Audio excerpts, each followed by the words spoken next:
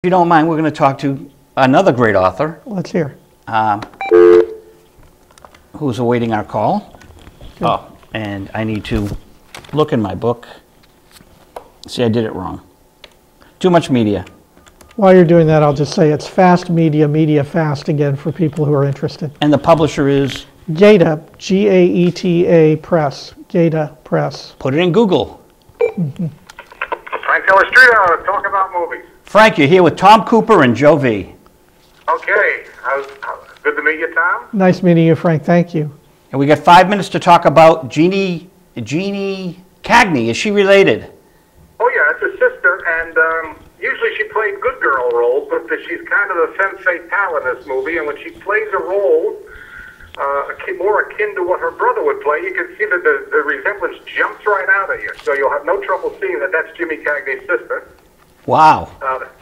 This is a 1950 movie, and it's your third film noir out of the last 4 weeks, so you're almost becoming the film noir visual radio, which is fine with me. And it stars Mickey Rooney, and the amazing thing about this is, Mickey Rooney, is it's 1950. He has been coming off the decade of his life. He was a #1 star in 1940s. He's been in the business for well over 20 years, and when he makes this movie, he's not even 30 years old yet. Wow. And he was a star of old Hollywood. He was an MGM contract star for many years, and I believe his contract with MGM led up a year or two before this movie was made. And he's no longer a juvenile star. You know, he was a child star, and then he became a juvenile star through the 40s with Judy Garland and musicals and playing Andy Hardy and all that.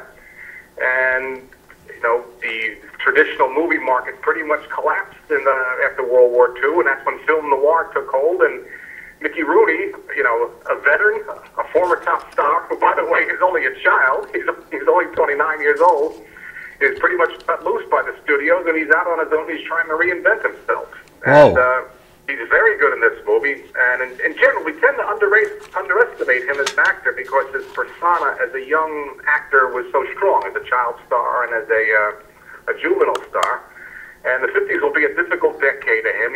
For him, he won't really find the success he's looking for. But if you look at his movies like this one, Quicksand, a movie you could easily miss entirely, he is very fine in it, and he's a very good actor. Quicksand is the film. Go ahead. Yeah, Quicksand is the film tonight here at WinCam. Yep. We're talking about Quicksand with Frank Dello Stritto. And good observations. Anthony pulled out 3 film noirs. We're going to do a Bela Lugosi festival very soon, Frank. You and I will discuss it on email. Okay, are we out of time? No, we've got 3 more minutes. Okay. I interrupted. The amazing thing to be about Mickey Rooney is if you watch child stars begin with a natural talent, and then by the time they're in their teens, they're kind of imitating the children they used to be but aren't anymore. And, you know, they go through a period which some of them never come out of, where they just keep trying to regain the child star persona that just is beyond them because they're too old. Mickey Rooney never did that. Mickey Rooney moved from being a child actor to a juvenile actor to an adult actor seamlessly. He gave very fine performances. A lot of them overlooked. And the one thing that happened to him is he never grew. He was a very short man. And in this movie, which did not have a super budget, so they couldn't do some things bigger budget movies would do. And he's standing next to Peter Lorre in his first scene with Peter Lorre in the film. He's standing across from him. And you can see Peter Lorre is about an inch taller. Amazing. And if you're shorter than Peter Lorre, you know haven't got stature. So he could never grow into the leading man roles. He could, literally, he didn't grow into them. There was really no place for him. So he had to find, no niche. He could play any role, but there was no niche where his physical persona fit in very well. So that's why he became kind of a wanderer in the 50s. He bounced back and forth between television and movies. And I think when he was given half a chance, he was really great. And this is a fine film noir film. It's not one of the classics that you hear about, but everyone that I was reading about it online today, a lot of people that have seen it are very impressed, and rightly so.